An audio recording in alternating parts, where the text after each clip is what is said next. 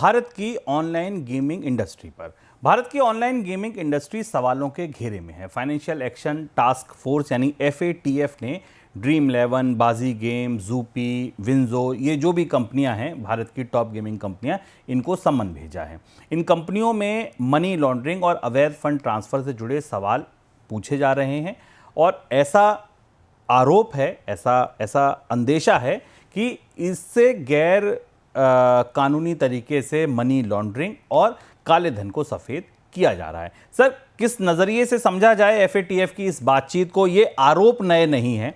Online gaming कंपनियों का जो कामकाज है ना, ये शेडी रहा है, बहुत ज़्यादा साफ सुथरा नहीं रहा है। अब ये जो नई पूछताछ है, नई कोशिश क्या है और क्या समझा जाए, किस तरह से इसको देखा जाए?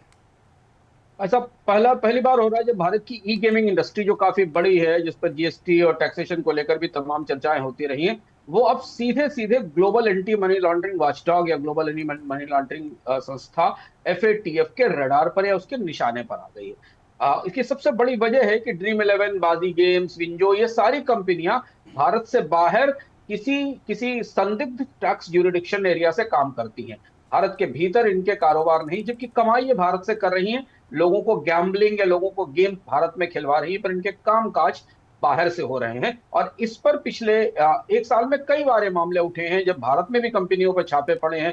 भारत सरकार की एजेंसियों ने भी इनको पड़ताल करने की और खंगालने की कोशिश की है। लेकिन अब ये मामला ग्लोबल एंटी मनी लॉन्ड्रिंग जो ट्रैकिंग सिस्टम है या एंटी मनी लॉन्ड्रिंग मुहिम है, उसमें शामिल हो गया है। और फत्व ने ऐसा माना है कि ये कंपनियां जो कि भारत में ऑनलाइन गैम्बलिंग करा रही है, ई गैम्बलिंग करा रही हैं, इनके कामकाज जिन देशों से चल रहे हैं, वहां केवल मनी लॉन्ड्रिंग का ही खतरा नहीं है, यानी काले धन को सफेद करने का, अवैध पैसे का खतरा नहीं है, बल्कि टेरर फाइनेंस में भी इनके शामिल होने का रिस्क हो सकता है। क्योंकि इनके बारे में इनके कामकाज के बारे में, इनके मॉडल के बारे में और ये जैसे काम कर रही है, इसके बारे में भारतीय ज्यूरिडिक्शन को, भारतीय टैक्स सिस्टम को ज्यादा कुछ पता नहीं है।